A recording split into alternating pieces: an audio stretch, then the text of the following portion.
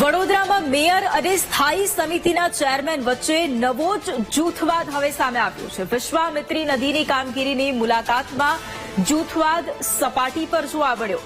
Mayor કામગીરીનું નિરીક્ષણ કરવા પહોંચે તે પહેલા જ સ્થાયી ચેરમેને કમિશનર અને અધિકારીઓ સાથે સ્થળ પર મુલાકાત કરી।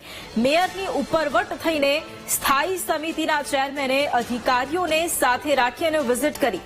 મેયર, ડેપ્યુટી મેયર, પાલિકાના દંડક સ્થળ પર આવતા સ્થાયી ચેરમેને ચાલતી પકડી હતી। જોકે આ મુદ્દે કોઈ જૂથવાદ હોવાની વાતને પદાધિકારીઓએ નકારી હતી, તેમજ ઝડપથી કામગીરી કરવાનો ઈરાદો હોઈ શકે તેવો બચાવ કર્યો હતો।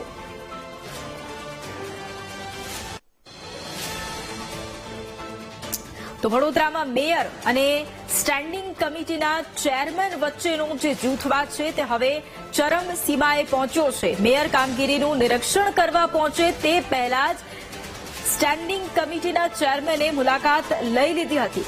સ્ટેન્ડિંગ કમિટીના ચેરમેન અને તેમની સાથે કમિશનર અને અન્ય અધિકારીઓ પણ હાજર હતા। નદીમાં જે કામગીરી થઈ રહી છે તેનું નિરીક્ષણ કરવા માટે પહોંચ્યા હતા। મહત્વની વાત એ છે કે મેયરની ઉપરવટ થઈને સ્ટેન્ડિંગ કમિટીના ચેરમેને મુલાકાત કરી। 9મી માર્ચથી વિશ્વામિત્રીનો 24.7 કિલોમીટરના 4 ભાગમાં ડિવાઈડ કરી 4 એજન્સીઓને ઇજારા આપેલા છે। ત્યારબાદ હોળી આવતા કામગીરીમાં જોઈએ એટલી સ્પીડ હતી નહીં। હવે હોળીનો તહેવાર જતો રહ્યો છે। તમામ એજન્સીને સૂચિત કરવામાં આવી છે કે યુદ્ધના ધોરણે કામગીરી કરવામાં આવે। શરૂઆતમાં દિવસોમાં 5-6 હજાર ક્યુબિક મીટર માટી નીકળતી હતી। ગઈકાલે 11,000 ક્યુબિક મીટર માટી નીકળી છે। આજે 12,000 ક્યુબિક મીટર માટી કાઢવાનો અંદાજ છે। આવનારા 2-3 દિવસમાં 15-16 હજાર ક્યુબિક મીટર માટી રોજની નીકળે, જેથી કરીને આવનારા 100 દિવસમાં 19 લાખ ક્યુબિક મીટર માટી અને 246 હેક્ટર જંગલ કટિંગ કરવાનું છે।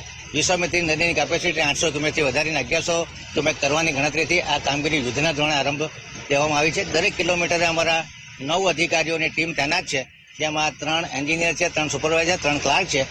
રોજની કામગીરીનું મેટિક્યુલસ મોનિટરિંગ, ડોક્યુમેન્ટેશન કરવામાં આવી રહ્યું છે। જ્યારે પણ કોઈ મારા દ્વારા કોઈ જગ્યાએ વિઝિટ કરવાનું આયોજન હોય છે ત્યારે મેયર ઓફિસમાંથી ફોન દ્વારા અને મેસેજ દ્વારા દરેકને જાણ કરવામાં આવતી હોય છે। અધિકારીઓને હોય કે પછી અમારી ચૂંટાયેલી પાંખ હોય, એટલે વહીવટી પાંખ હોય કે ચૂંટાયેલી પાંખ, આ બધાને ફોન અને મેસેજ કરવામાં આવ્યા હતા। હવે અમને જે ટાઈમ આપ્યો હતો એ ટાઈમે અમે આવ્યા છે। હવે એ લોકો વહેલા આવી અને વિઝિટ કરીને નીકળી ગયા છે, તો હવે એમનો વિષય છે કે કેમ આવું કર્યું।